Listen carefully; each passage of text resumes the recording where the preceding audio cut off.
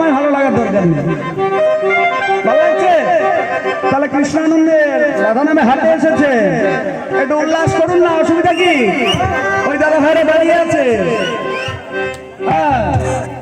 আজ হোলি, আজ হোলি, হোলি